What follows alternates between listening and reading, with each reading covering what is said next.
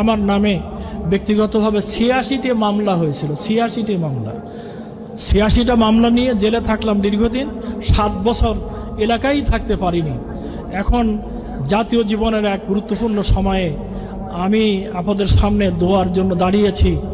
আমার সংগঠন এবং আপনাদের মতন দিনী ভাইরা আমাকে কি বলেন, এখন আদেশই করেছেন, বলেছেন আমাকে এই দায়িত্ব পালন করার জন্য। আমার ব্যক্তিগত কোনো মোহ নাই, আমার কোনো যশ, কোনো খ্যাতির আমার কোনো আকাঙ্ক্ষা নাই। আল্লাহর ঘরে দাঁড়িয়ে বলছি, আমি আমার জীবনে চাকরি করেছি, ভালো বেতন পেয়েছি, কিন্তু আমি আমার কোনো ব্যাংক ব্যালেন্স, কোনো জায়গা জমি আমার ছাত্র জীবন থেকে নিয়েছিল যে আমি এটা করব না। যেটুকু হাতে পাবো গরিব দুঃখীদের মাঝখানে ইসলামী শিক্ষার জন্য, মসজিদ মাদ্রাসা এতিমখানার জন্য, গরিব দুঃখীদের জন্য চিকিৎসার জন্য আমি এটাকে বিলায়ে দেব। আমার কোনো অ্যাকাউন্টস, এই ধরনের কোনো সঞ্চয় নাই। বরং আমি আমার পরিবারের সাথে আলোচনা করে, পরামর্শ করে, আমার বোনদের যে হক ছিল সেটাকে বুঝিয়ে দিয়ে, আমার ছেলে মেয়েদের সাথে আলোচনা করে ভিটাবাড়িটুকু বাদে আর যা জায়গা জমি ছিল আমি 15 বছর যাবৎ এটা পরিপূর্ণ সাদকা করে দিয়েছি, দান করে দিয়েছি, ওয়াকফ করে দিয়েছি। এটা আমি গ্রহণ করি না। এটা মসজিদ কর্তৃপক্ষ, মাদ্রাসা, এতিমখানা তারা এটাকেই ভোগ করে, যা হয় তারাই নেয়। আমি এখানে এটা ওয়াকফ করে দিয়েছি, এটাকে দান করে দিয়েছি।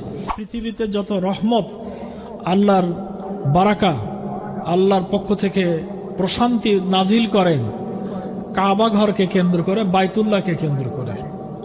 আর বাইতুল্লাহ থেকে আল্লাহর এই রহমত এবং বারাকাত এটা বণ্টিত হয় মসজিদকে কেন্দ্র করে, এই যে মহল্লা মসজিদকে কেন্দ্র করে।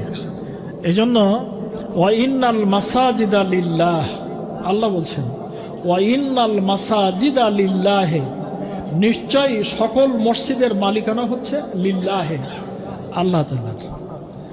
আপনি আমি আমরা সকলে মিলে বানিয়েছি, আলহামদুলিল্লাহ। এটা আল্লাহর ঘরে বানানোর জন্য আপনারা সহযোগিতা করেছেন, কিন্তু এর পূর্ণ মালিকানা হচ্ছে আল্লাহ তাআলার। ওয়া ইন্নাল মাসাজিদা লিল্লাহি, মসজিদের সম্পূর্ণ মালিকানা হচ্ছে আল্লাহ তাআলার।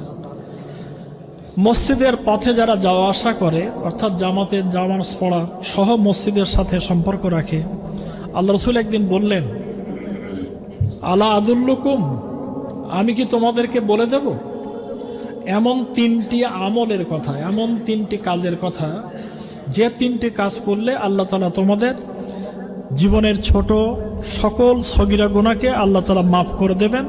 ওয়া ইয়ারফাউ বিহি দারাজাত, আর বেহেশতে তোমাদের মর্যাদাকে আল্লাহ তাআলা বাড়িয়ে দেবেন। মুসলিম শরীফের হাদিস, মেশকাত শরীফের ভিতরে হাদিসটা এসেছে, কিতাবুত তাহারাত।